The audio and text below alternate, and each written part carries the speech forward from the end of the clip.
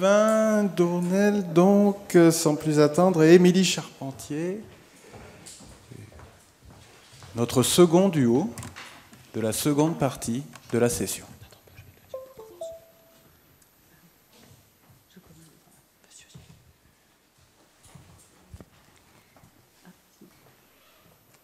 Bonjour à tous. Merci, Monsieur le Président.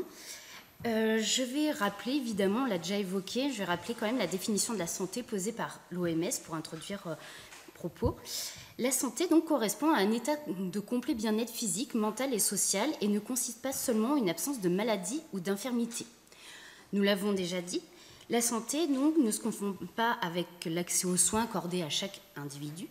Elle ne se réduit pas uniquement à l'état physique de la personne, mais concerne aussi l'état psychique, mental de cette dernière.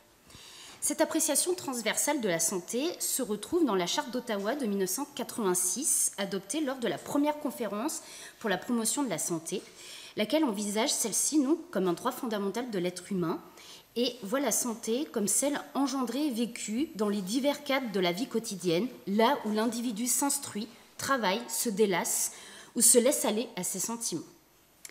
Ainsi, donc, à l'issue de la Charte d'Ottawa, il existe différents déterminants de la santé, en plus de l'offre de soins, et qui renvoient notamment donc, à l'individu et à son environnement proche.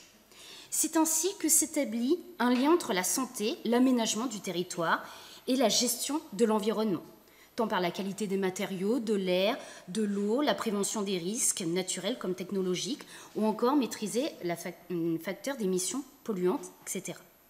La planification urbaine, autrement dit les documents d'urbanisme, et pour l'intercommunalité, le SCOT et le PLUI désormais, vont devenir des instruments privilégiés pour préserver la santé des habitants. En effet, parler de planification urbaine, c'est à la fois anticiper, imaginer un aménagement futur de l'espace, qui est plutôt la vocation du SCOT, soit d'organiser, c'est-à-dire disposer avec un certain ordre, l'aménagement de cet espace, ce qui est plutôt la vocation du PLUI. Ainsi, par la planification urbaine telle qu'elle est définie, il s'agit d'un instrument désormais pertinent pour préserver une certaine qualité de vie au bénéfice des habitants. Qualité de vie qui peut être caractérisée comme un besoin de mieux-être, exprimé dans les domaines du logement, de la mobilité, de la sécurité, de l'animation, de la cohésion sociale, des espaces verts, de l'environnement ou encore de l'esthétique paysagère. Nous aborderons toute notre communication dans un premier temps, avec la loi SRU donc, du 13 décembre 2000, qui sera la loi porteuse d'une nouvelle ambition, celle qui est surtout de voir, à travers le SCOT notamment, on met en place un véritable projet urbain, une nouvelle politique d'urbanisme globale en mettant en cohérence ces différentes politiques sectorielles. On verra surtout que la loi SRU, certes, est porteuse d'une nouvelle ambition pour améliorer la qualité de vie, mais elle est surtout une première prise de conscience de réunir planification urbaine et qualité de vie.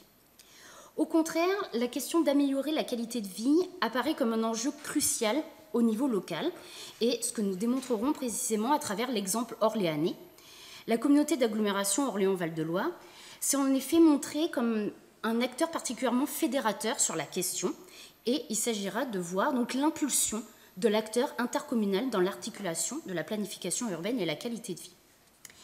Il sera question ensuite, dans une deuxième partie, de démontrer que la loi du 12 juillet 2010, donc portant engagement national pour l'environnement, la loi Grenelle II, va marquer une étape supplémentaire. La qualité de vie, en effet, ne s'appréhende plus désormais de manière uniquement sectorielle, c'est-à-dire en se focalisant sur la préservation de certains milieux et espaces.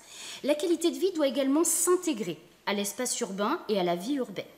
Ainsi, en grenélisant les documents d'urbanisme locaux, c'est-à-dire en intégrant ces nouvelles préoccupations environnementales, il en ressort donc des outils pertinents pour améliorer la qualité de vie des habitants. On assiste désormais donc à un perfectionnement des documents de la planification urbaine et ce qu'on vérifiera donc à travers ceux d'Orléans Métropole. En adoptant ainsi une approche multiscalaire, notre communication vise surtout à souligner l'influence réciproque du législateur, de l'intercommunalité, précisément d'Orléans Métropole, dans la manière d'appréhender donc l'intégration de la notion de qualité de vie dans la planification urbaine. Nous allons aborder donc notre premier point, donc voir justement l'impulsion de l'intercommunalité orléanaise donc s'agissant de l'articulation entre planification urbaine et qualité de vie. Et voir tout d'abord l'apport et les limites donc, de la loi SRU en la matière. Je commencerai par citer les propos de Serge Grouard, qui était alors député de la circonscription du Loiret et président aussi de la commission du développement durable et de l'aménagement du territoire lors des débats parlementaires donc, sur la future loi Grenelle II. Ce dernier déplorait donc le dispositif de la planification urbaine de l'époque qui ne visait, je le cite, qu'à préserver, geler de petits morceaux de territoire. Peut-être est-ce favorable à la biodiversité sur ces espaces protégés, ce qui reste à démontrer, mais cela revient surtout à tout autoriser ailleurs. Par ses propos, Serge Grouard pointait surtout du doigt une certaine conception de la qualité de vie au travers des documents de planification, une conception surtout sectorielle de celle-ci. Et cette approche résulte très distinctement de l'apport de la loi SRU de 2000. En effet, l'un des objectifs du SCOT était surtout de déterminer donc les espaces et sites naturels ou urbains à protéger et pouvait définir donc la localisation ou la délimitation. Cette approche sectorielle est aussi encore plus visible au travers donc, de l'ancien document d'orientation générale qui devait préciser les sites naturels à préserver ou également assurer un objectif d'équilibre entre les espaces urbains et à urbaniser et les espaces naturels, agricoles ou forestiers.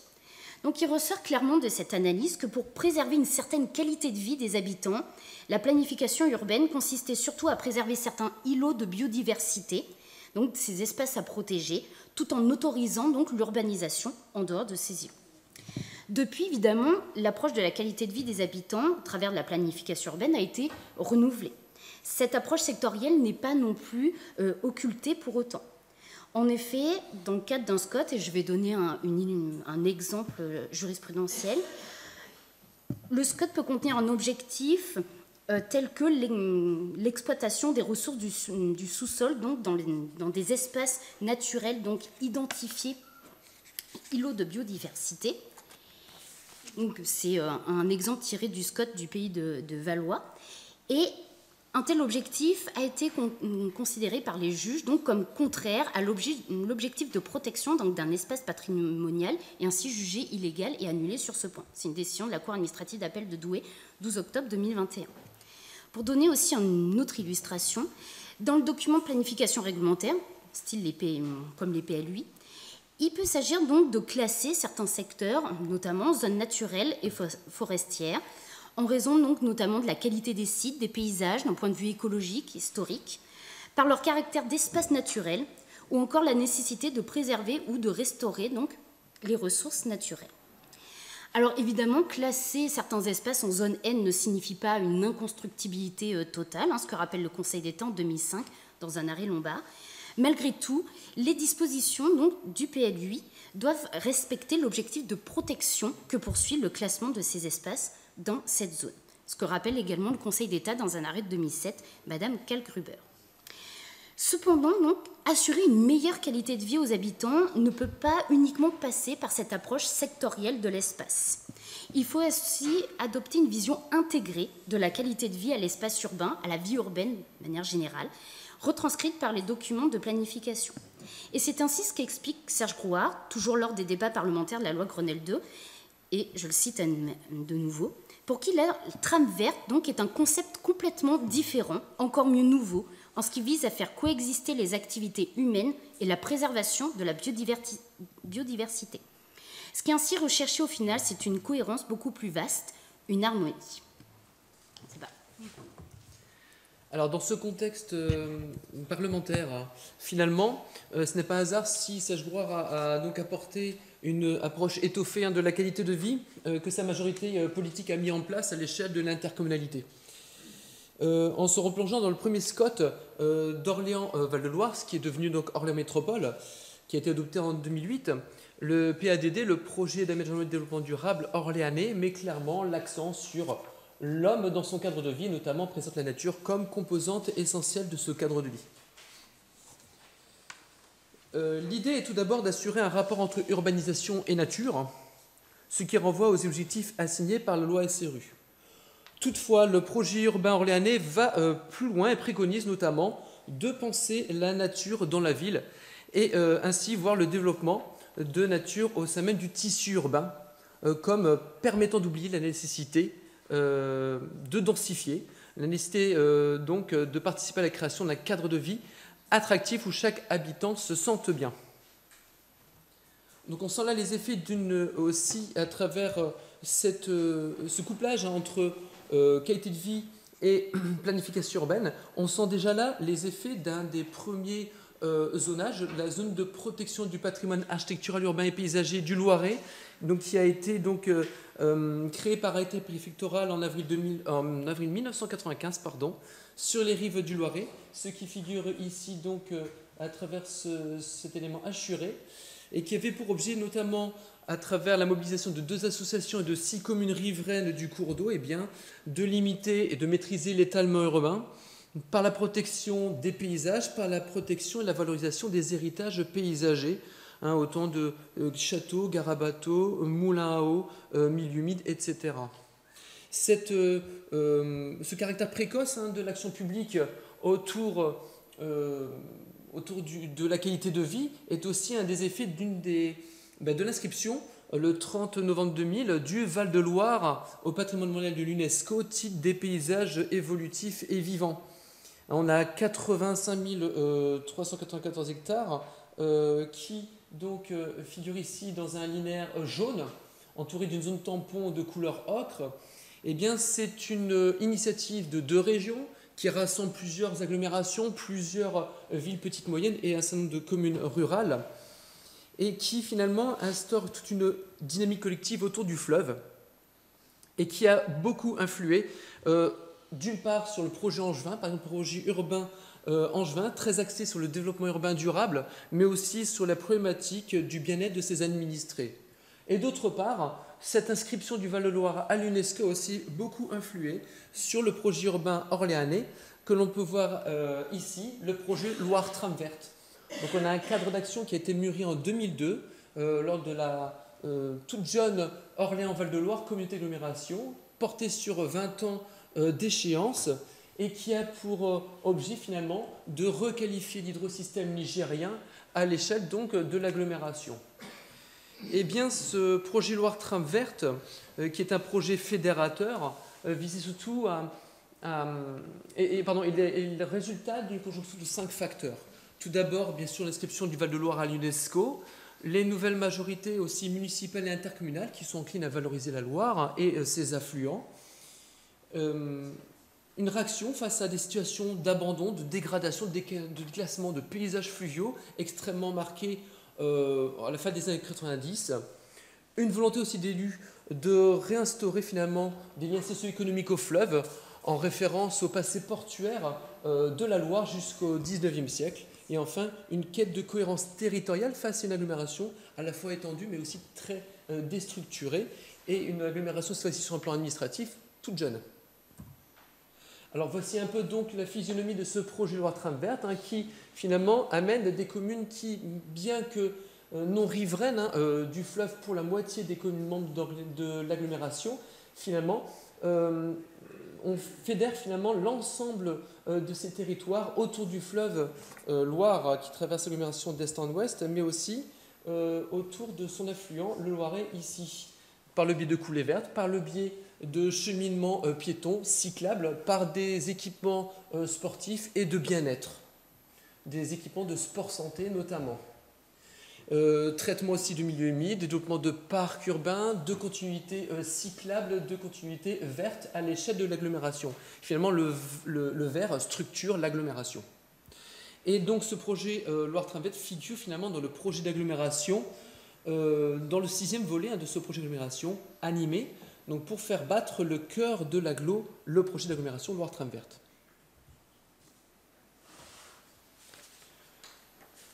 Dans cette perspective, le PADD du SCOT de la communauté d'agglomération a comme objet de valoriser une nature proche, une nature de proximité. Et l'inscription du vert doit se faire sous toutes ses formes possibles, y compris dans des quartiers purement résidentiels. La nature doit ainsi être pensée comme un élément de programme de tout projet urbain, et à ce titre, finalement, le SCOT de la communauté d'agglomération se montre précurseur au point que pour chaque projet d'aménagement développé, envisagé, il favorise la mise en place, je cite, de mesures compensatoires compte tenu de l'impact de ces projets sur la biodiversité. En conséquence de cette partie 1, finalement, l'articulation planification urbaine et qualité de vie en est assez balbutiement. On le ressent bien à travers l'exemple de la loi SRU, mais peut également être impulsé par l'échelon intercommunal, à l'instar de l'action orléanaise. Finalement, à travers la deuxième partie, on le voit avec le Grenelle de l'environnement et les lois qui en découlent, c'est une nouvelle conception du lien entre planification urbaine et qualité de vie qui s'opère. Pour aller assez rapidement, que peut-on dire sur le Grenelle 2 ? Donc c'est une étape déterminante dans la législation environnementale. Il officialise les trames vertes et bleues sur un plan national à travers l'article 371-1-1 du Code de l'environnement comme un outil permettant d'enrayer la perte de biodiversité en assurant la préservation, la gestion, la remise en bon état des milieux nécessaires aux continuités écologiques, tout en prenant en compte les activités humaines. Cette politique nationale est déclinée après sur le plan régional à travers les schémas de cohérence, de régional de cohérence écologique, qui fédère un certain nombre d'acteurs, aussi bien le préfet, le président de région, mais aussi des acteurs locaux. D'autre part, le loi Grenelle 2 est également une étape déterminante du point de vue de la législation d'urbanisme. C'est ainsi que le document d'orientation et d'objectifs du SCOT, qui remplace le document d'orientation générale, se trouve étoffé, finalement, en intégrant ces nouvelles préoccupations environnementales et ainsi en délimitant les espaces naturels ruraux ou urbains à préserver. Donc, le document d'orientation et d'objectifs précise les modalités de protection des espaces nécessaires au maintien de la biodiversité, à la préservation ou à la remise en bon état des continuités écologiques. Deuxièmement, ce document d'orientation et d'objectifs arrête également les objectifs chiffrés en termes de consommation économe de l'espace et de réduction de l'étalement urbain. Et enfin, ce même document peut définir des objectifs à atteindre en termes de maintien ou de création d'espaces verts dans les zones faisant l'objet d'une ouverture à l'urbanisation. Je vais évoquer à présent, donc, pour les documents de planification urbaine, donc justement à la lumière de la qualité de vie. Alors, concernant les SCOT, plus précisément, désormais le plan d'aménagement stratégique, qui remplace le PADD, doit favoriser des objectifs tant d'équilibre et de complémentarité, donc des polarités urbaines et rurales, une gestion économe de l'espace et désormais aussi limiter l'artificialisation des sols, favoriser les transitions écologiques, énergétiques et climatiques. Évidemment, également le DO, donc désormais, doit définir les orientations donc, pour contribuer à la lutte contre les émissions de gaz à effet de serre et toujours donc, favoriser donc, la renaturalisation des espaces. S'agissant du PLUI, désormais, évidemment, il comprend certains documents aussi en faveur de promouvoir cette qualité de vie. On parle évidemment des OAP qui doivent désormais mettre en valeur les continuités écologiques, mais également dans le règlement aussi, il est possible d'imposer des parts minimales de surface non imperméabilisées ou éco-aménageables.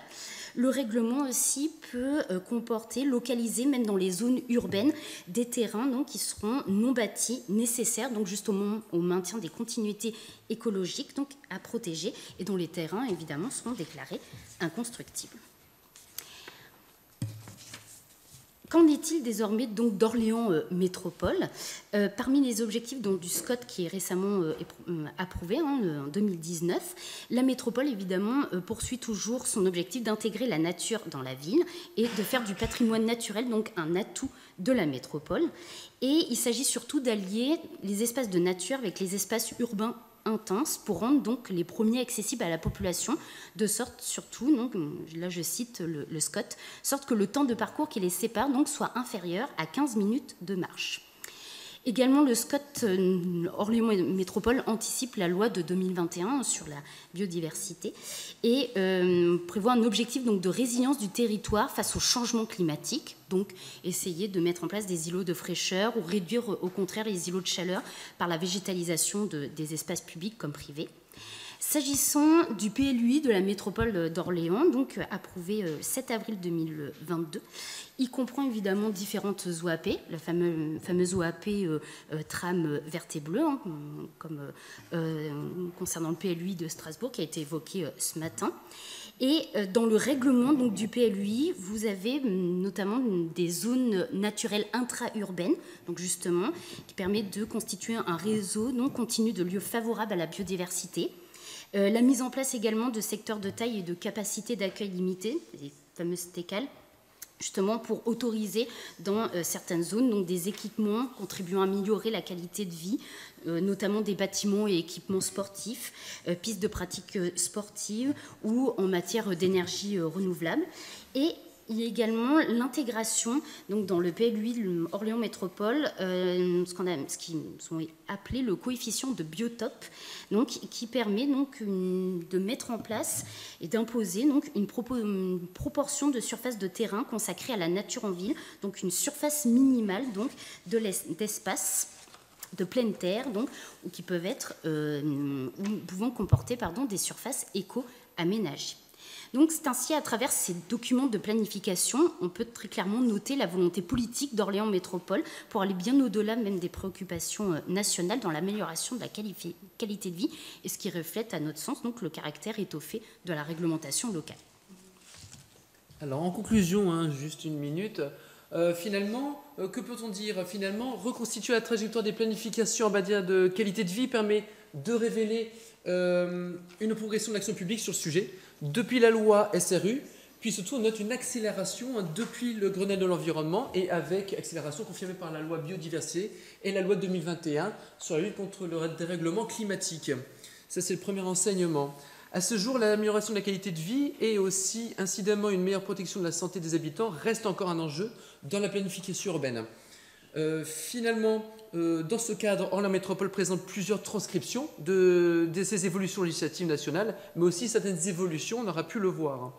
Toutefois, face aux enjeux du changement climatique, face à la vulnérabilité grandissante des populations, on a pu le voir lors des précédentes communications, la politique intercommunale se doit de se renouveler en permanence.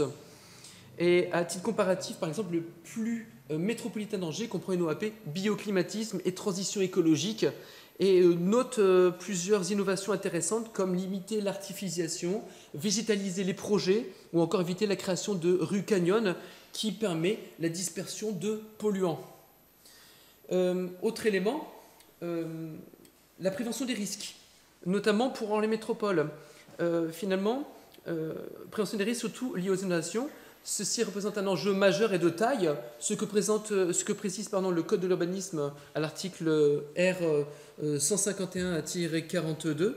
Et là-dessus, on peut voir que le SCOT et le PLUI de la métropole d'Orléans renvoient essentiellement au PPRI, au plan de prévention des risques d'inondation, ce qui ne permet pas de prendre en compte certains événements météo extrêmes, à l'instar donc de l'épisode pluvial de mai-juin 2016.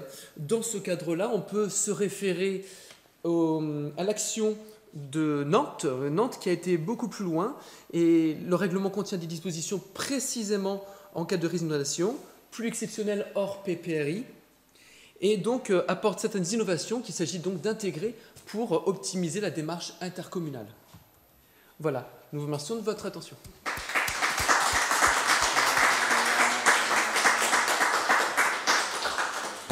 Merci beaucoup à vous deux pour cette intervention très, très riche, qui me donne l'occasion aussi de mesurer ce que l'Orléanais offre, notamment vis-à-vis